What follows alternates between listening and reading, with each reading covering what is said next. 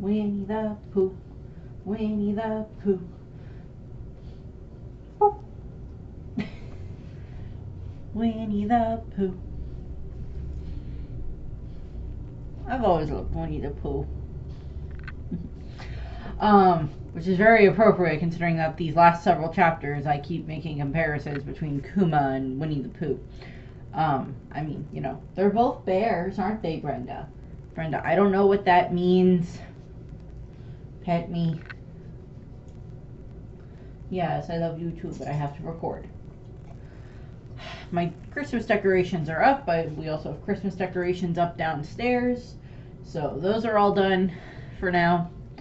I know, we'll snuggle later. She's like, but I want to snuggle now. I know, go lay down. Go lay down. Lay down on the bed. We're over there by the window. One of two. You can always go downstairs. That's also a possibility. I have to talk about One Piece. Or you can do that and pet me at the same time. Not necessarily if I have to do scrolling and talking too. Yes, I love you. Okay, so Winnie the Pooh. I'm just going to go back over here. I was trying to come up with an appropriate shirt for today. I was debating about a Christmas shirt, but I'm like, well, I have a one-piece shirt that deals with a father and a daughter, so figured I'd do Film Red shirt because Shanks is Utah's adopted father, you know, via certain situations, and they have a very odd relationship depending on how you would have played in the movie. And Bonnie and Kuma are also father and adopted daughter and a bunch of other stuff. So there's that. But also, I got this on Black Friday. Nice little Uta figurine. My younger niece sews, and I'm gonna see if I can try to get her to make me the Uta sleeve thing that she has with like the little straw hat logo on it that Luffy drew. I'm going to see if I can get my niece to make me one of those at some point, so we'll see what happens there. But I've rambled enough. Into the chapter, where I'll ramble more, but about different things. So, chapter 1100, chapter 1100. Thank you, Bonnie. So we have just a cute little cover page that really doesn't have any specific tie-in to the rest of the story. It's just Usopp watching Sanji cook. And Sanji happens to be having a whole bunch of vegetables around him. There's a pepper, there's carrots, there's onions. And Usopp is remembering the veggie pirates, the 3 little veggie pirates that were his little, you know, follow him around and everything crew back at Syrup Village. You have grown up a bit since then and, you know, kind of spend a lot of time around Kaya and everything since then. And we see them. And Sanji looks a little bit worried by this, but I'm like, I'm sure that Usopp has told the others about the veggie pirates, given how much Usopp loves to tell stories and everything, and that he's not really shy about talking about his past and everything. So I'm sure the others might know a little bit about them, but Sanji just looks a little bit like, why are we having this conversation now? Type of a thing. And then going into the actual chapter,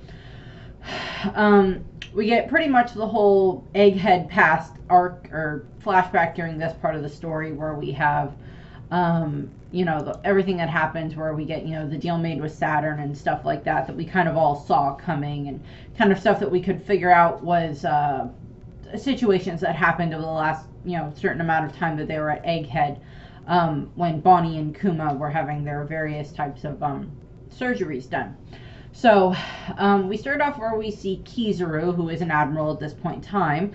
And this would still be only about 2 years ago time frame, maybe 2.5 or a year and a half-ish ago, from the pre-time skip from before Luffy sets out on his journey.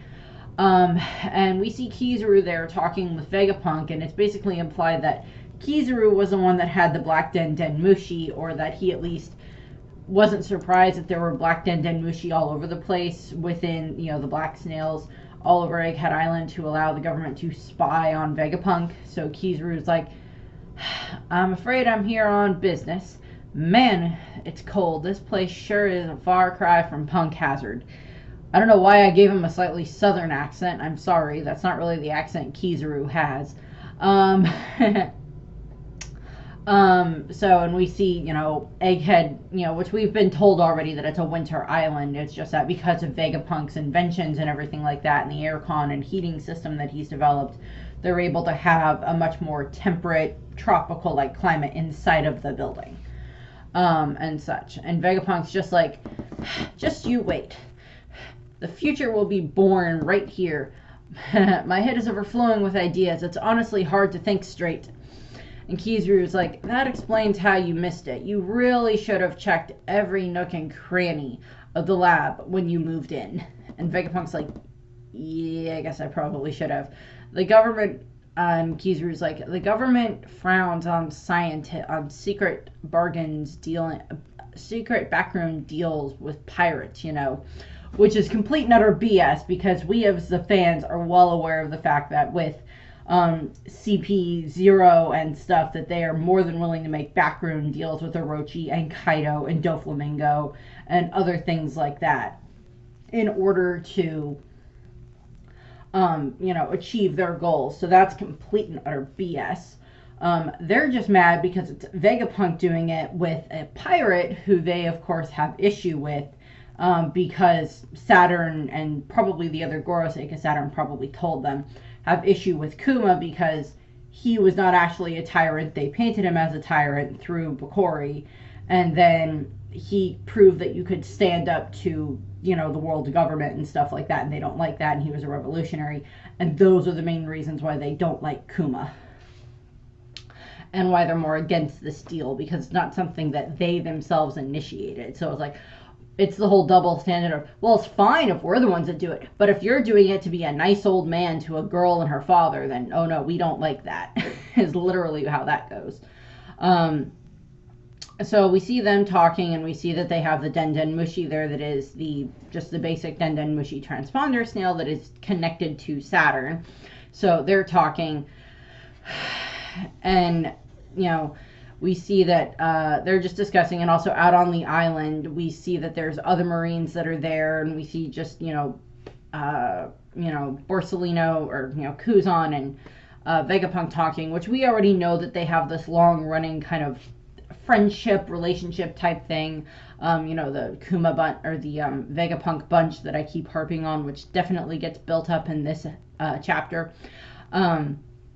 So we see them talking. He's like, okay, you got me, Borsalino. I hate it when you get like this.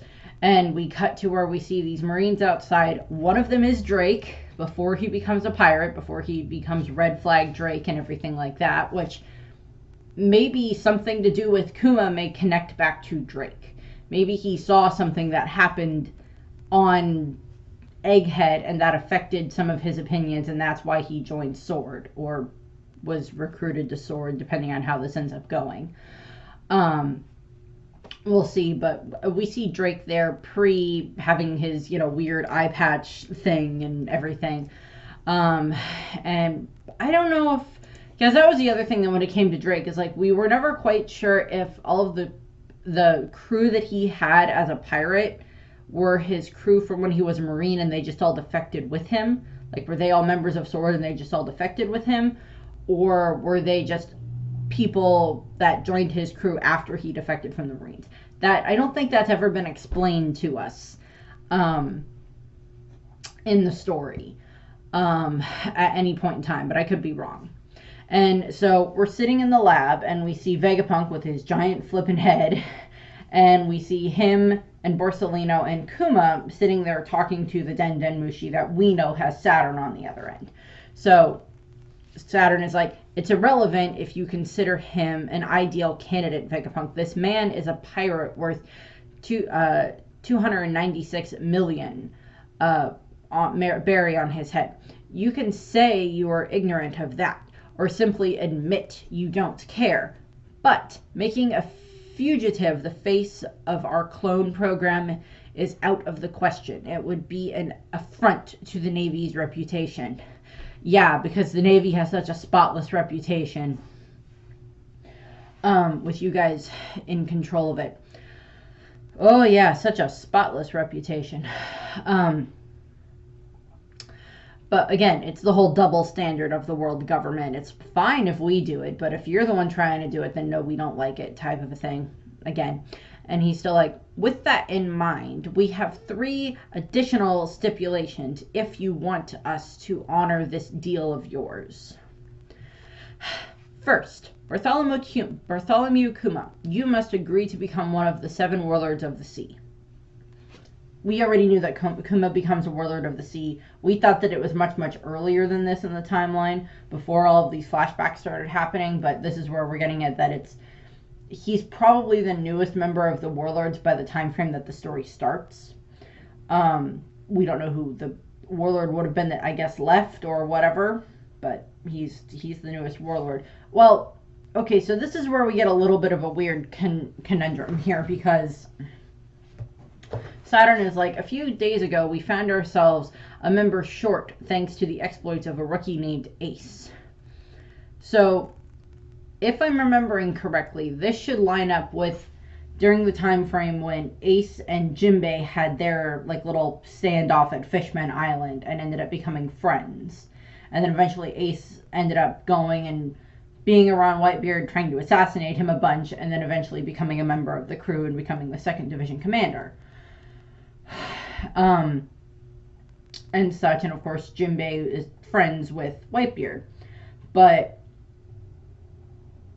I thought Jinbei was, because way back at the beginning of the story in East Blue, when Johnny or Yosaku, I don't remember which, are telling Sanji and Luffy about Jinbei because of Arlong, he's still a warlord then. So I'm assuming that means that whoever they kicked out of the warlord system for whatever reason, and then they wanted to replace them with Ace, and then Ace said no. And then now they need Kuma, so they still have 7.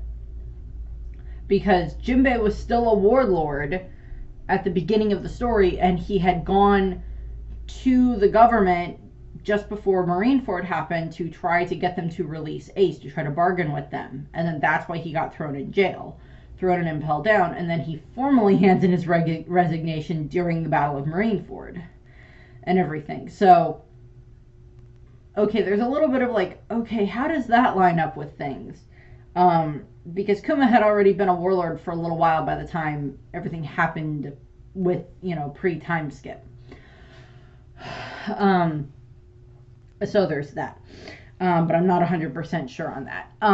So back to this. And, Kuma's listening to all of this, and Saturn is like, it caused great turbulence in the pirate world. Someone of your caliber would be a natural choice to fill that opening and calm the seas. Our second condition is for you to undergo procedures to become a human weapon for the Navy. Now, one of the things that I have a question about here is, okay, I'm sure that day at God Valley is probably seared into Kuma's mind, given everything that happened and how important that day was. That was the day he met Ivankov and Ginny. That was the day he probably almost died a bunch of times. That was the day he got his devil fruit. That was the day he first realized that he had the power to help save people, when he saved those 500 other people, and everything. And of course, we as the audience know that he stood up to Saturn that day and said, what makes you so important, or are you someone important? I am very certain that Saturn is quite aware that he is talking to that same little boy who is now fully grown up, and having this conversation with him. But the question is, does Kuma know that that is who he is talking to? Because I don't think that Saturn introduced himself at God Valley when everything happened, but it's also, is Kuma, does Kuma recognize him because of because the snail takes on the appearance where he has the hair and the mustache and the beard and everything, and I think Saturn has a scar on his face, so it's does he recognize that enough, and maybe recognize the voice enough from that day on God Valley to figure out that this is the man that he stood up to at God Valley when he was a kid.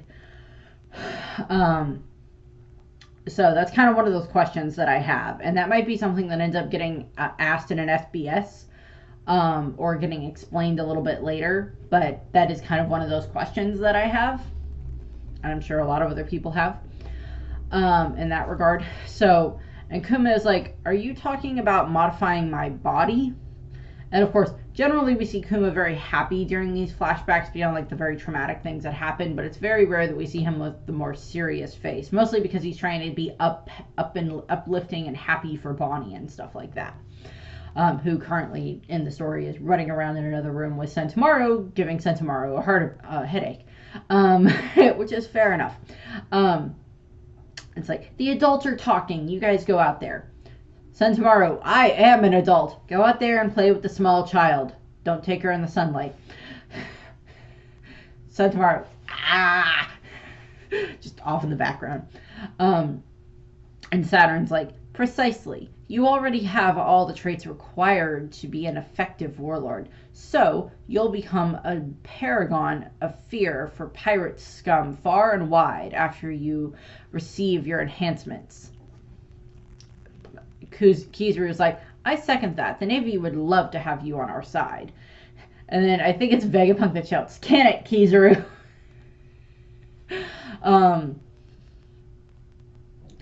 And so I don't think Kizaru is coming at that with any form of malice in his part. I think he would honestly, I think the Navy would probably honestly like to be able to have someone like Kuma. But again, I don't think Kizaru is coming at it from a malicious standpoint.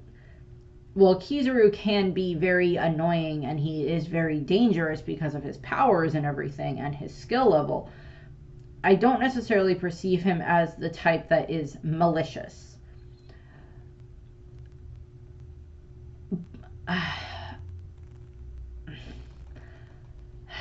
Ryukoku, Green Bull, is malicious at times. Sakazuki is malicious in how they dish out their justice.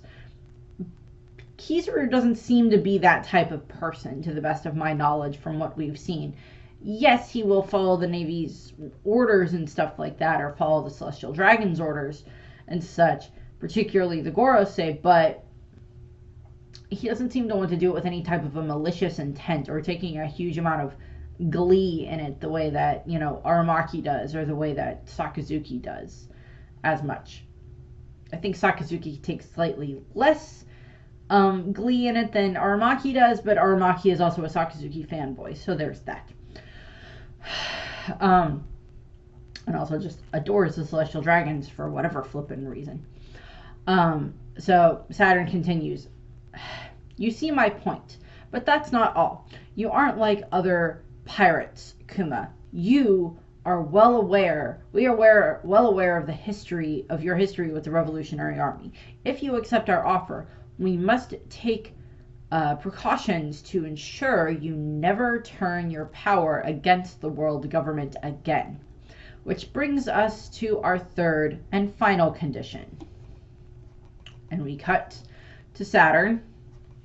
You must agree to give up your free will and sense of individuality.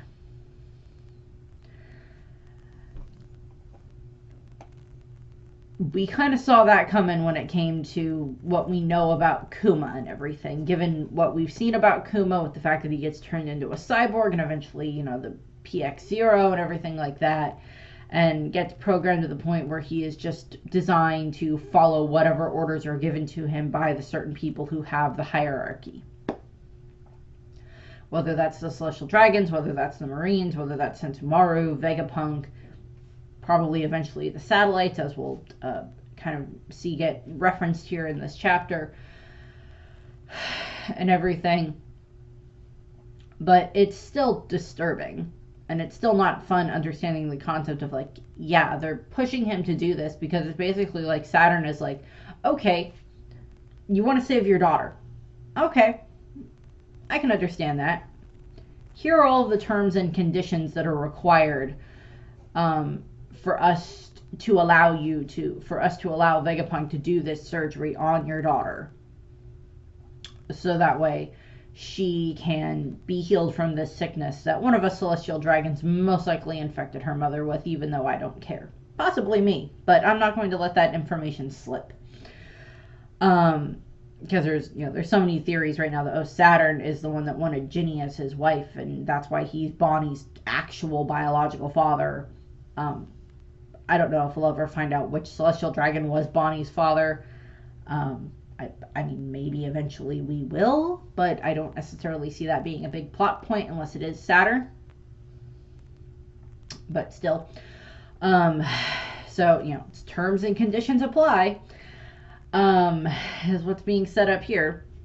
And Vegapunk gets very, very angry about this. He's like, Saint Saturn, that would be tantamount to killing him. This is because none of the other warlords follow orders, isn't it? If you snuff out all the humanity left in a cyborg, you'll have nothing but a robot. Do you really expect me to murder a man? And we get Vegapunk getting very, very angry, which I don't really think we've seen him get this type of angry in the current storyline during Egghead Island. We see Atlas get angry. We've kind of seen the other satellites demonstrate levels of anger to a degree, but it's mostly Atlas that tends to deal with that because she is Wrath.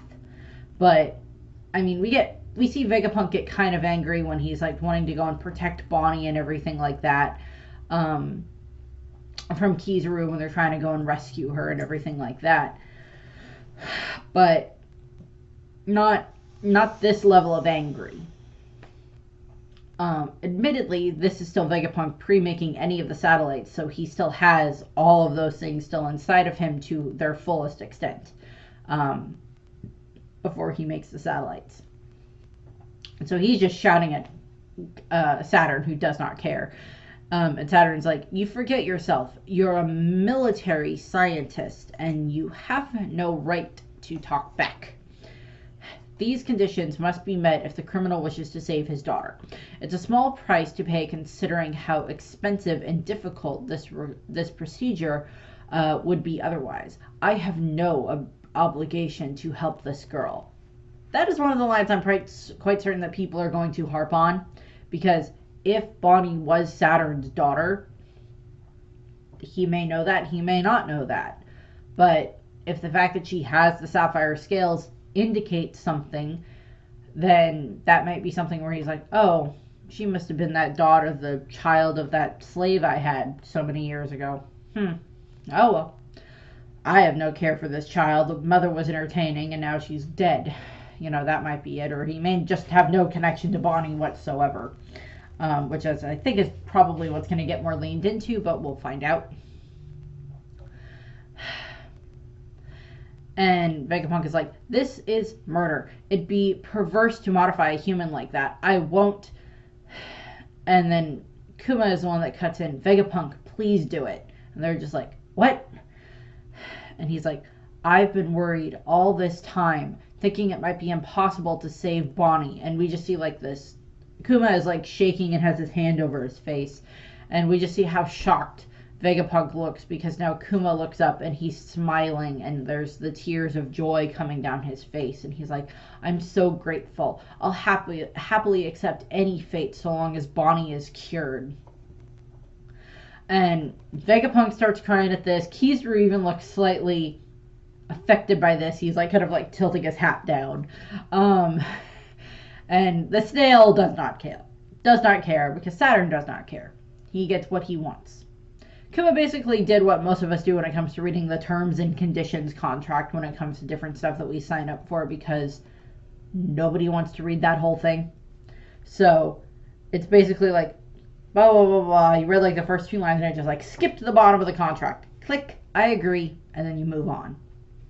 Now you're going to get turned into a robot and everything.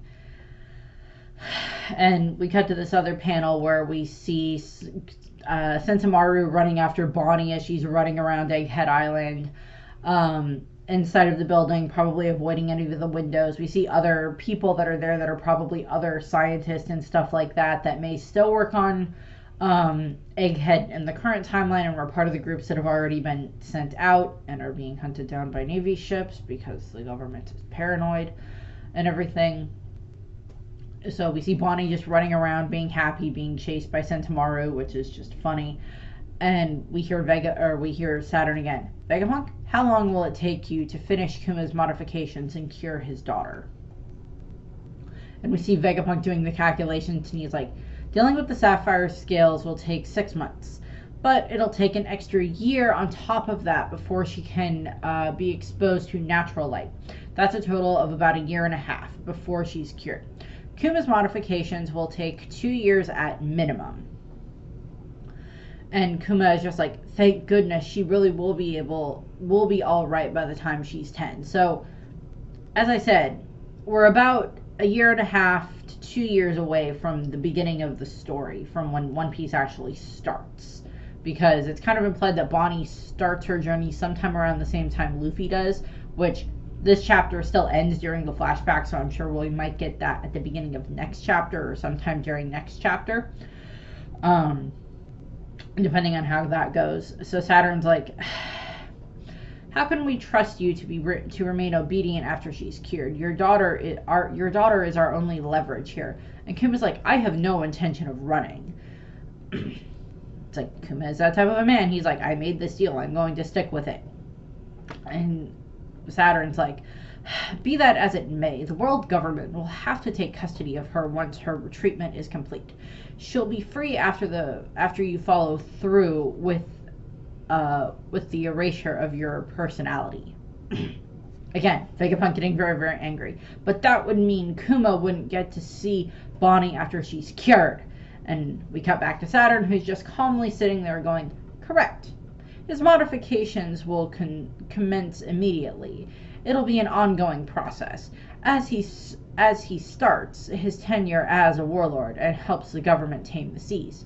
After his daughter is cured, any contact between them will be forbidden to ensure they don't escape. If there is any hint of defiance from any of you, I guarantee she will spend the rest of her life as a slave. Which that just immediately ticks off Kuma. And he's like, I won't try to see her, I swear. I only have one request. Don't tell Bonnie the truth. She can't know about her illness or that she's being kept as hostage. I don't want her to wake up after the surgery in some soulless government facility. Take her back to Sorbet, and you can keep her in the church where she grew up. If you grant that one request, then I promise you I won't seek her out, and I will obey without question. Which, Kuma is, as I said, he's basically skipping everything in the terms and conditions part of the contract, but he's like, I won't do anything against you guys. I will follow your orders to the letter, which we kind of know via certain things that we see later on at Thriller Bark and then at Sabaody. Somehow he's able to find ways around some of that stuff, probably with Vegapunk's help. And the fact that Vegapunk has contacts with Dragon and everything like that, which the world government knows about. That eventually Kuma does find ways of getting around some of that stuff, but he does end up paying the price for it in the end, considering that he does end up becoming a slave up at Marijois and everything like that after the 2-year time skip. And he has all of his memories, ejected from his own body, which we know that he does himself, given his pawpaw fruit. So we'll see how that ends up playing out, which we'll probably see some more of that in the next chapter, depending on how stuff goes, depending on how long ago specifically he pushed all of those memories out of him, and everything. So we cut back to Saturn, who's like kind of considering this for the moment. He's like, very well. It makes no difference where she's kept, as long as the government oversees it. Looks like we have an interesting 2 years ahead of us. And then we cut back to Egghead, where we see Bonnie talking with them in the lab and everything like that. And he's like, and Kuma's like, Bonnie, we'll be staying here for the next 6 months. She's like, really? You're staying with me? And she's just so happy about that. And he's like, that's right. They think I may have come down with something too. So they need to run some tests. And she's like, snap, that means we get to be together. Yay. Oh, this weirdo is Sentomaru. God. Sentomaru's like, that's rude. I love that. That's adorable. She's like, oh yay, we get to spend time together. Waiter over there's name is Bob. Hi. Bob, help. So again, throughout this chapter, we're going to see kind of this buildup of the relationship that these guys have, with Stussy technically, I guess, having a connection to Vegapunk as well, but she's not here at all during the chapter as far as we're aware. Which would have been interesting if there was ever a moment where Stussy showed up at Egghead during this time frame and met Bonnie and Kuma and got to know them a little bit, and that's, and then later on she has this connection to them that she, and liked being around them since they were friends of Vegapunk and everything like that, her, for all intents and purposes, father. But we don't see any indication that Stussy is in this chapter at all. There is a female Cipher Pol agent in this chapter, but she's not Stussy. We'll get to her in a minute. But, yeah. And Bonnie is just like, wow, this place has so many windowless rooms. And Kuma's like, yep. But be careful, there's all sorts of dangerous gadgets around here. And then we see Vegapunk just having one of his, brain blast moments where he's just, writing all of this stuff down as fast as he can. And he's like, that's it, I can create the weapon. That's it, I can create the weapon of my dreams now. Damn it, my brain waves won't stop. Someone needs to write everything I'm thinking about down. If only they could eat and use the toilet for me, too. I'd never have to stop. I'm so short-handed. It's maddening. Just had another eureka moment. This is going to keep me as busy as ever. As busy as a beaver. I wish there were 5 more of me. So, and there's a little citation in the panel. It's the beaver reference is this is similar to, having the cat to help you and stuff like that. Although in English it would be, we're as busy as a bee. Is is kind of where that phrase comes from. But beaver is how it gets here. Beavers do tend to be pretty busy since they do tend to make dams a lot of the time. So this is, hinting at stuff that'll happen later on. The write some down for me as a reference to Pythagoras, and then we also have, they can go to the bathroom and everything and eat and all of that stuff. That is a reference to York, and everything like that. So it's, we're seeing a bunch of that stuff there, getting reference there for how that's going to end up working out. And then we cut to where we have this little montage section that I'm sure will probably get a little more padded out in the anime when they get to it. But first we see, we have side-by-side panels. We have one that is Kuma in surgery. That is probably him having some of the different shoulder modifications added to him first. And then in the other one, we have Bonnie going through her surgery. That's the way that they're going to do it with the stem cells and everything. So we're seeing those two together. And we also cut to where we see Bonnie playing with Sentomaru, where she's riding him like a pony, and Sentomaru is just can you please get her off of me? I did not sign up for this. I signed up to be a bodyguard to a strange scientist, old man scientist that found me on an island and offered me food. Can I please get her off of me? And Kuma is just happy and smiling and everything, yay, you guys have fun. Sentomaru, help. Bonnie draws this cute picture of her dad, which I'm sure he adores because we kind of see a reference to it later on in the chapter. We see the two of them recovering together probably after their surgery, where Bonnie is just this tiny little thing laying on top of Kuma's chest, and they both have the giant sleep nose bubbles, which is adorable. We see, other stuff showing up, because as we're seeing this happen, we're also seeing Egghead being built up around the different labs that are already set up there. And we see a cargo ship showing up. That's the Umet cargo ship. I think that is a reference to one of the guys that run the underground, but don't quote me on that. I think it is, but I'm not sure. And then we see Kuma and Bonnie walking around, where it looks like Kuma is helping with building stuff and everything like that, helping the builders and all of that stuff. So it's these people are getting to see that Kuma is a nice person, that he's there with his daughter, and Bonnie's just kind of having fun. I mean, she spent the majority of her life, as far as she can remember, inside of the church. And then when Kuma became king and he went off to go and travel and everything like that, Bonnie probably went and has it where she can spend certain amounts of time at the castle and everything with Bulldog and with Connie, and then she might go back to the church and spend time there, and then go back and forth, and then they just have like that little, container thing that she can, stay in while they move her back and forth from place to place, so that way she's not getting exposed to natural light. So Bonnie is just having a field day with getting to run around inside of this giant, facility and everything like that doesn't really have any windows. So that way, she, has so many different windowless places that she can run around in. So that's just kind of nice there. So she's just loving that. And we're seeing all of them.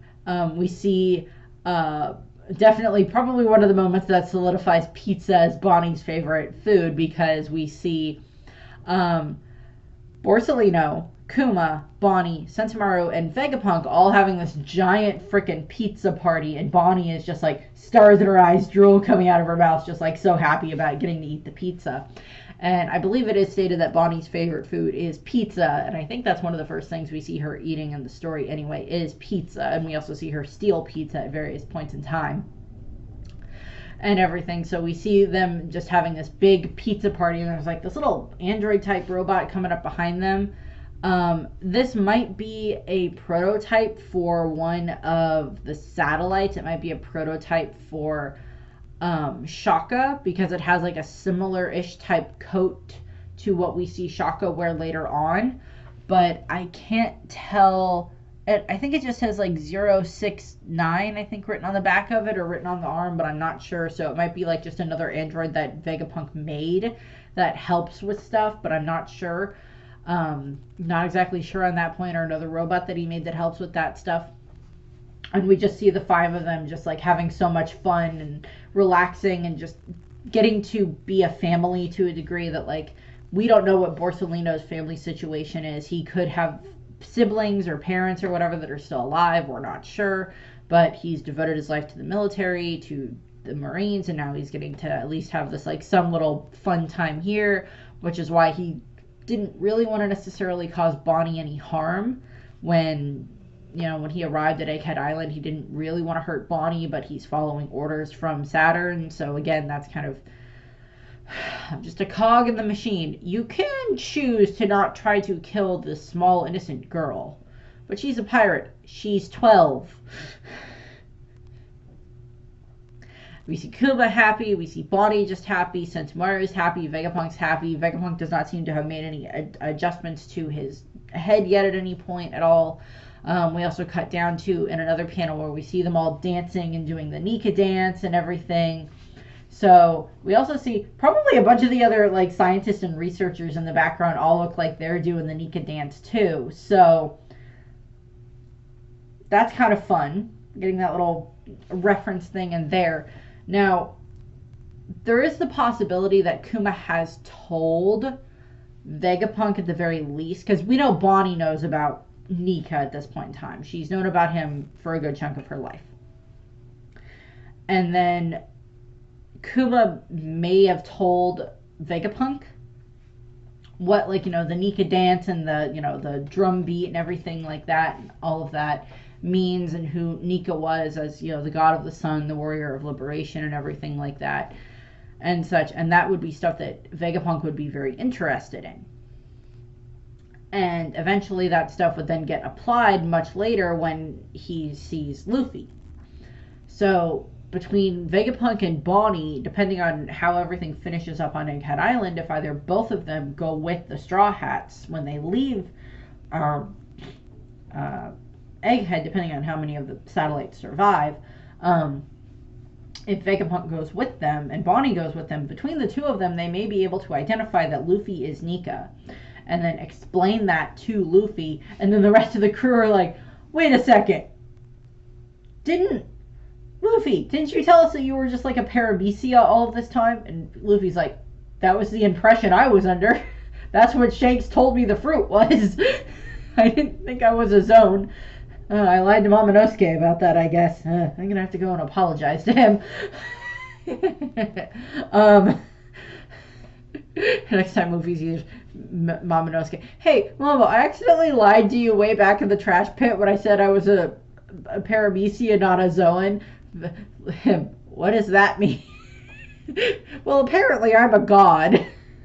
That's going to be an interesting conversation whenever it comes up, no matter how that gets revealed to Luffy. But we get like these like it's like 6 month timeline, or it's like they get to have all of this fun to a degree while Bonnie's being treated, and while Kuma is unfortunately being turned into a cyborg that is designed to follow the orders of the government. So we're getting to see all of that. Again, in the anime, they'll probably pad some of this out when they get to this in the arc and everything like that. So we'll see how that goes. And then we cut to where it's a half a year later, and Vegapunk's doing like an examination of Bonnie and everything like that to make sure that everything looks like it's, that all of the procedure has gone well and everything. And he's like, okay, the results are good. After a year of rehabilitation, you'll be completely cured. And we just see Kuma in the background smiling and so happy about this. And he's like, thank you, Vegapunk. And Bonnie's like, yeah, thanks. Once I'm all better, can I come and visit? And Vegapunk's like, of course. Which Bonnie has not been back to the island since she left at this point in time, a little over 2 years ago, or 2.5-ish, 3-ish years ago, depending on how this all plays out with, timeline stuff and such. So Bonnie was told she can come back, and she knows to a degree where Egghead Island is. But, we know that the next time she shows up on Egghead Island, she's trying to kill Vegapunk. So, yeah. So then we cut back to the Sorbet Kingdom in the South Blue, that Kuma has brought her back there and everything, and they're just all happy to see her and all of that. Everybody's just happy to see them at the church and everything, and they're like, it's been so long. Are you finally home for good? And Bonnie's like, they said I'll be all better in a year. Then I'll finally be able to go outside. And all the old people and Goy Goy or whatever, who's the fisherman with the hat that's on her crew later on, are just all happy about this and everything. And they're like, is that right? That's fantastic news. And it was like, you always said you'd be fit and fiddle by the time you were 10. So it's, they're all very happy about this and everything. And Connie shows up to see them because she probably got word that they were going to be there, or that they were back. And, so Bonnie's like, hi, Granny Connie, and everything. And, Connie's like, does this mean that I'll be taking care of you again, Bonnie, and everything? And she's just like, we would be more than happy to take care of you, take care of her, Kuma. And everybody's like, yeah, you could count on us and everything. I like the fact that the majority of the people Bonnie's been interacting with for the majority of her life are all old people. And so, yeah, that might be why she's able to act above her age, because she's spent so much time around these older people, and everything like that. Bonnie's like an old soul to a degree, but, that type of a thing. And everything, and we see Kuma just very happy, and he's like, thank you, I'll leave her in your hands. I'm still a pirate after all, so if I stay, it won't be good for the kingdom.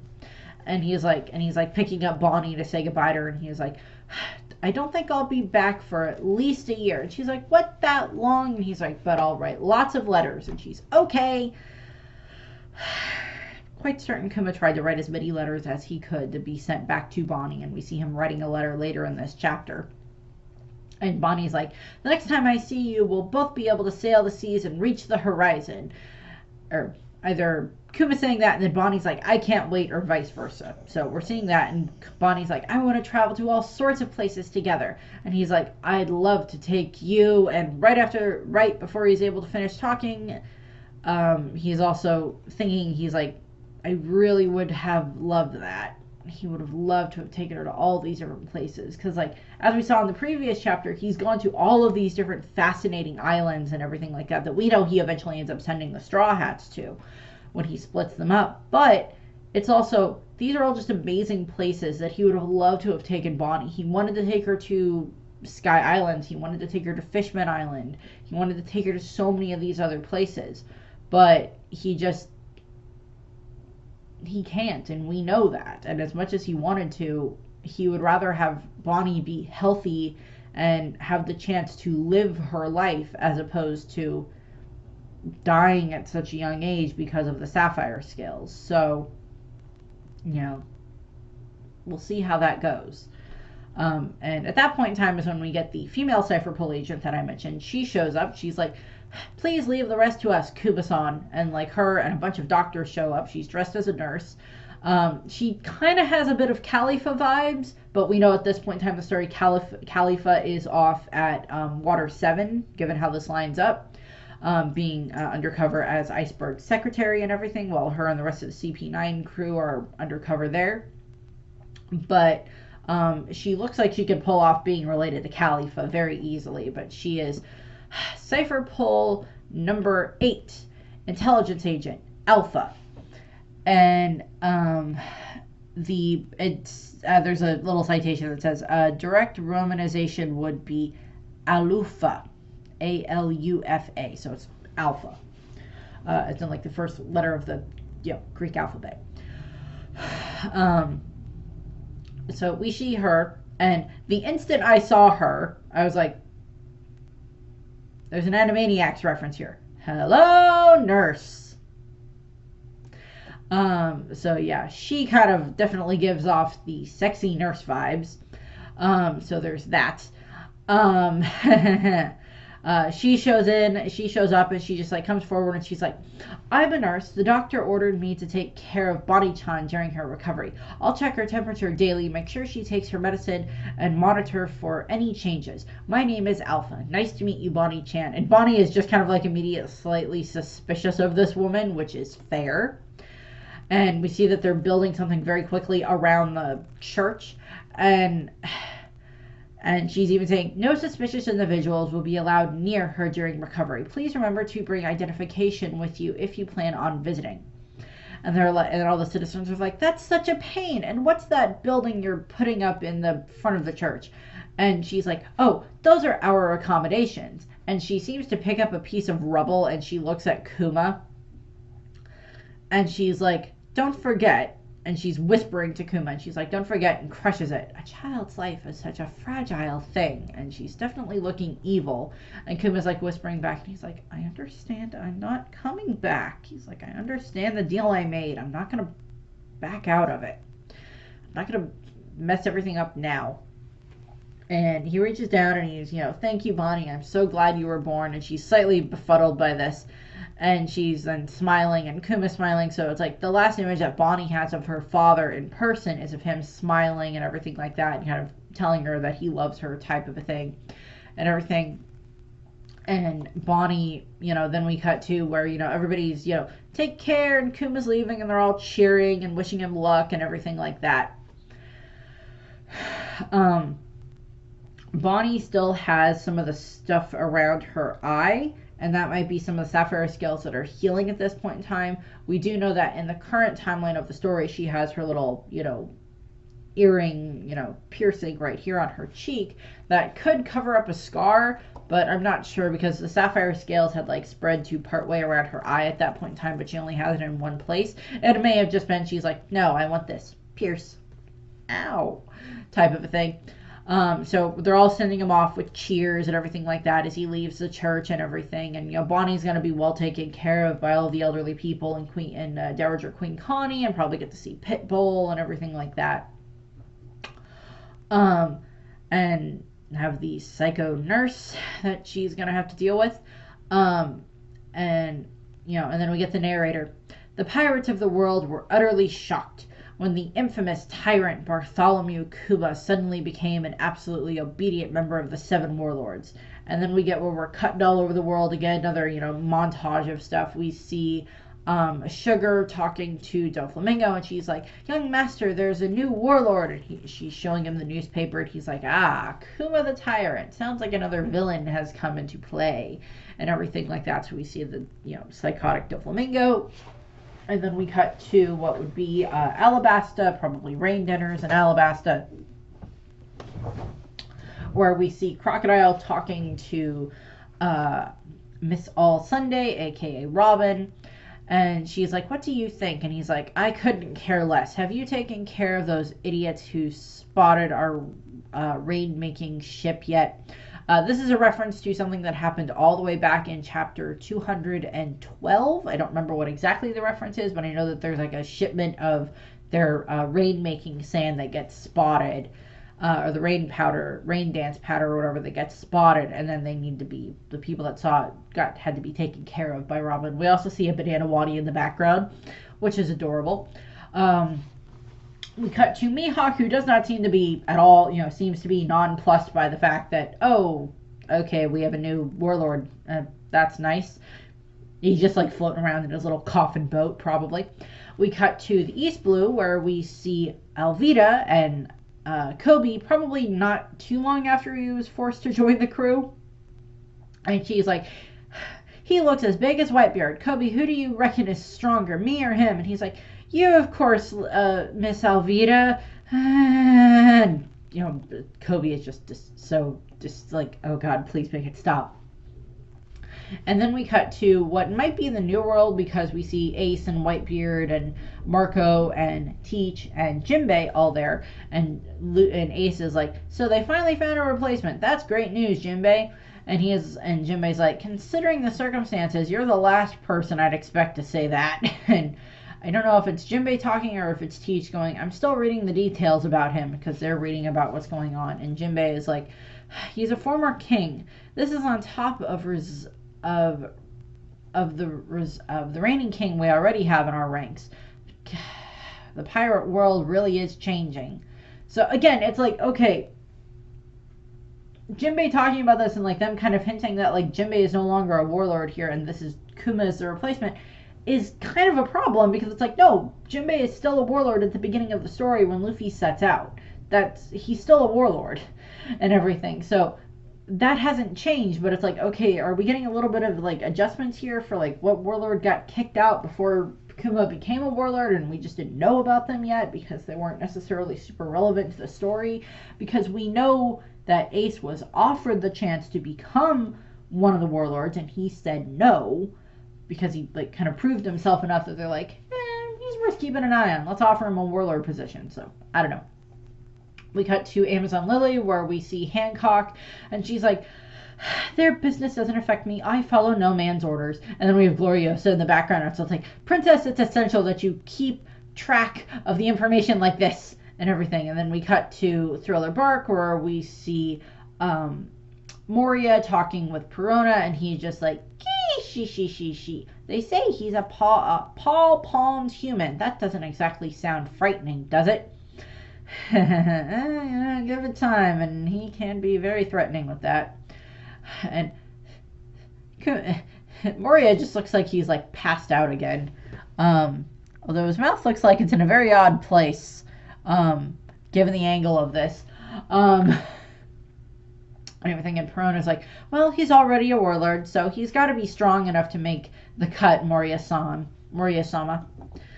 And we cut to Dragon, who just seems probably not sure about what type of a situation this is going on. I mean, I guess there's a possibility that Kuma managed to get a letter to Dragon or something to Dragon that explained that I'm having to join the warlords in order to get Bonnie her treatment and everything like that. And, I'm sorry, but this is what I have to do if I'm going to save my daughter. So that might be something there. And then we cut to where we see Sabo, Koala, and Hack, who are all there. And again, this is before Sabo has had all of his memories, restored and everything like that. There's a weird tapping coming from over here on my desk, and I cannot figure out what it is. So I apologize if that's in the video. And Sabo's like, don't the warlords answer directly to the government? And Koala's like, Kuma-san would never work for them. And then we cut to where we see Kuma is sailing away. We see his ship that has just like Kuma as like the figurehead, or not the figurehead, but like the flag or the banner on the sail is Kuma, but it's the drawing that Bonnie made for him, made of him and everything as his thing. And we see him writing, and he's like, Dear Bonnie, I'm still at sea as I write this. I've become quite well known, and it's getting harder and harder to sail in peace, but I'm doing okay. I'm doing my best to find interesting travel destinations for when you turn 10. I hope everyone back home is doing as well as I am. And we see him, writing a letter, and he's giving it to a news coup that probably help with mail deliveries and everything like that, beyond just delivering World Economic Times and everything like that. And he's like, it'll be a long journey to deliver this. Please take care. So he's, being nice to the bird, because of course that's the way Kuma works. And then we cut to the bottom part of the page where we see Luffy before he set out. And he's being chased by a tiger, which, by the way, there's a lot of stuff in the expanded stuff where Luffy deals with tigers. I know that we more associate Zoro with tigers to a degree as like the animal that he's associated with, and of course Luffy gets associated with monkeys, of course, because Monkey D. Luffy and everything. But we see Luffy being chased by a tiger, and he's just like, oh, I made it bad. But way back during the ASL flashback, we have it that Luffy, Ace, and Sabo end up having to deal with a tiger way back then, multiple tigers. And then I know that there's a cover page for one of the earlier parts of One Piece where we have Luffy like laying back and relaxing with a tiger. I don't remember what chapter it's in, but it's there. And then there's other additional art that's Luffy with a tiger. But then there is also, I believe, one of the more recent Color Walk books has Luffy on the cover with a tiger and like Chopper and stuff like that. But there's a tiger there and everything. So it's like, there's connections there. And we know that there's the giant tigers that run around on the forest of Mount Corbo and stuff like that Luffy and Ace and Sabo used to have to fight and everything like that. To either try to kill for them to eat or to just fight to protect themselves and get stronger and everything. So we have that. So we see Luffy running around because we see Fuchsia Village, and that Kuma has either arrived at Fuchsia Village or is at least within the range of Fuchsia Village. And he's getting a Denden Mushi communication, and it's like, Bartholomew Kuma, come in. We have new commands from the government. What is your current location? He's like, I'm in the East Blue. What are my orders? And there's no break next week, so we'll get another chapter 1101.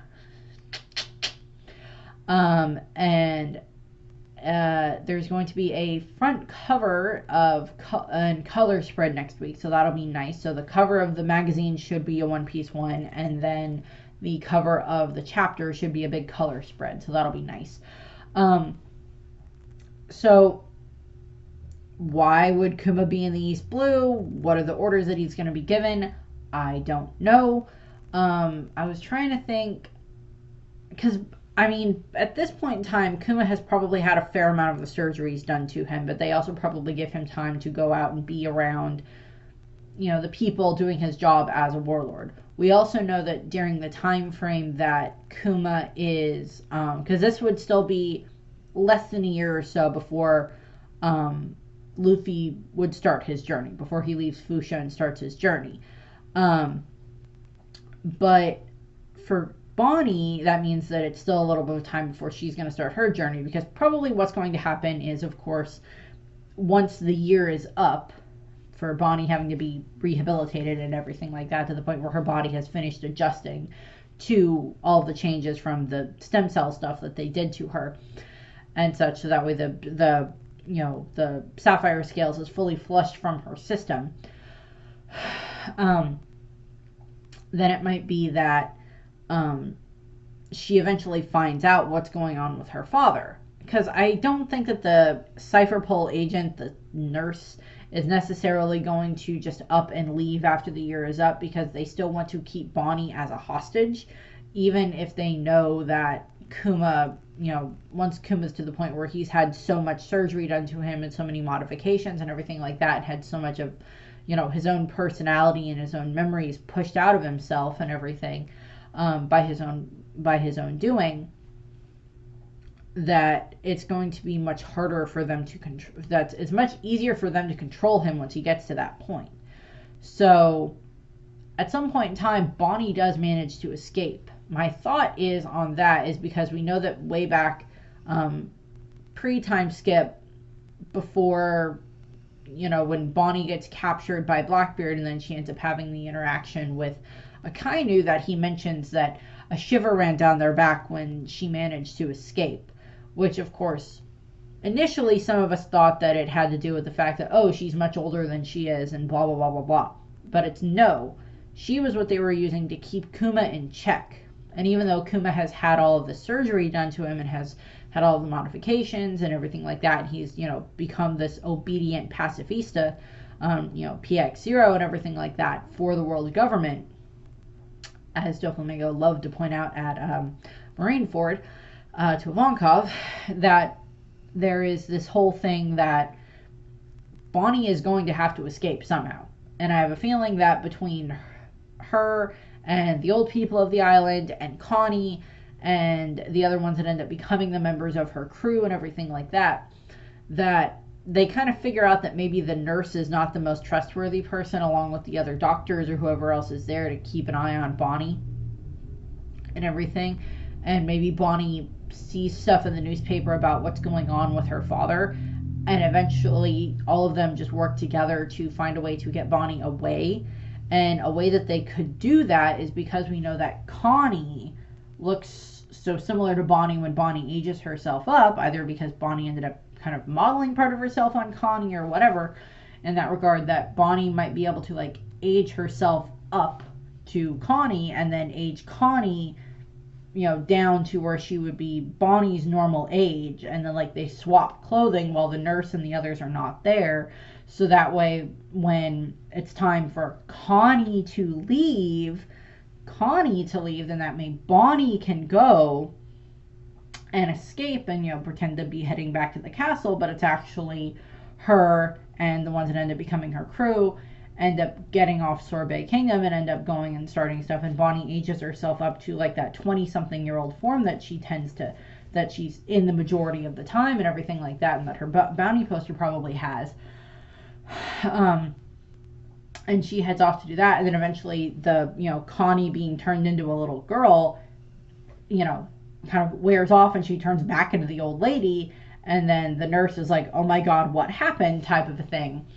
And then the nurse gets in trouble, but she can't do anything against Connie necessarily, or maybe they do something where it looks like Connie's like, oh my god, they tricked me or something like that, or whatever the case may be. Like maybe they had Connie pretending to be asleep or something while they made the switch or something. That would be something that Bonnie possibly could pull off, even if she's not necessarily the one that came up with the plan. Connie could be the one that came up with the plan, or one of the other crew members that end up being part of her crew may have come up with the plan, or even Bulldog may have come up with the plan the last time that they were at the castle. That would have been a possibility as well. Well, maybe. Like that could have been something that happened, but I don't know.